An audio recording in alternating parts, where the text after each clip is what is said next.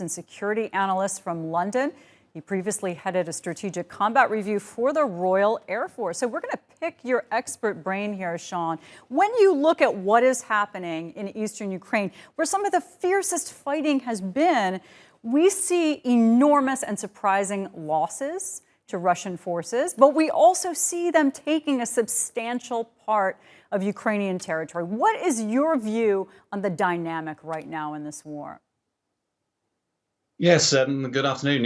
It's a little bit like your previous correspondent said, it's sort of David and Goliath story, really. Russia was a world superpower taking on Ukraine, and really that should be for Russia relatively simple to move into the country. What Ukraine, as a much smaller nation, has managed to do is to fight tenaciously, drag the fight into the urban battlefields, where Russia has to pay a huge price for every foot gained.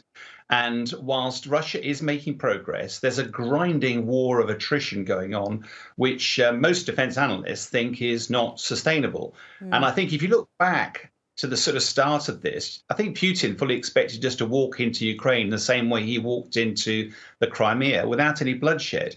How wrong has he been proven? And I think what Ukraine very cleverly is trying to do is buy time, because the West is pouring high technology weapons into Ukraine, but translating Western intent into actually getting weapons into the hands of Ukrainian fighters, and they're trained to use them and with ammunition, is taking time. So what President Zelensky and the Ukrainians are doing is slowing the Russian advance, making it incredibly costly for every meter of ground taken, and hoping for the day when those weapons can come in and maybe shift the tide.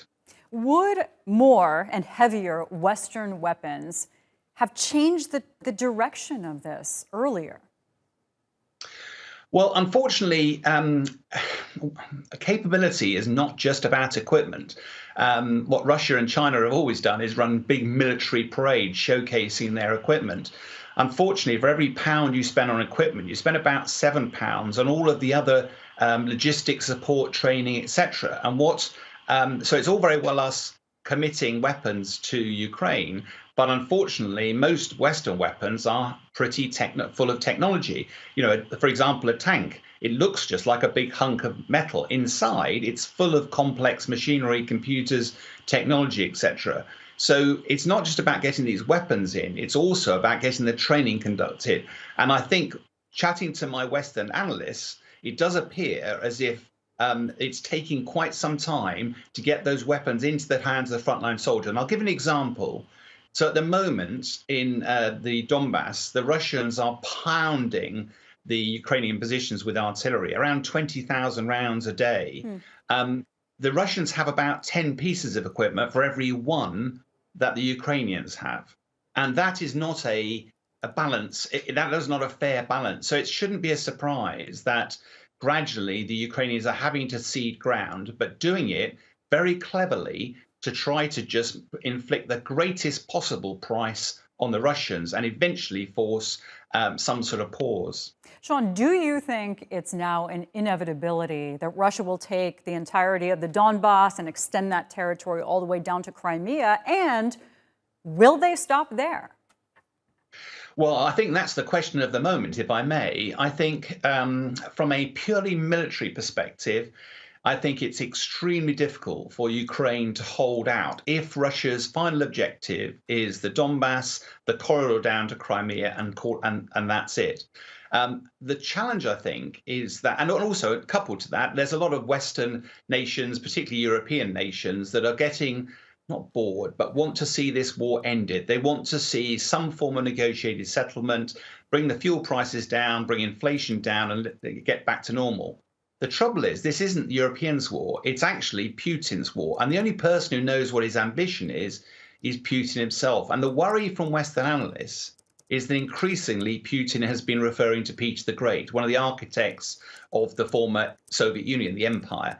He's also talked a little bit about former Soviet Union states being part of historic Russia. All of that is a clear indication that he wants to extend Russia's power, restore Russian greatness, And of course, that means a lot more than just the Donbass. And let me give you an example again. So Estonia, Latvia, Lithuania up to the north are all former Soviet Union states, but they all fall now under the NATO umbrella. So they are now implicitly under threat. And I think that's why you're seeing a lot of Western leaders, certainly the newest leader of the British Army, Patrick Sanders, is now talking about NATO and the UK being prepared to fight on European soil, because if Russia does have a long-term ambition, then that could be very dangerous for getting NATO involved. We might be wrong. It might be purely about the Donbass, a link, and Crimea. But it's looking increasingly likely that Putin's ambitions extend further than that, and this could end up being a very protracted campaign. So many questions that we'd love to discuss here, but Sean Bell, it is excellent having you on the show. Thanks so much for that.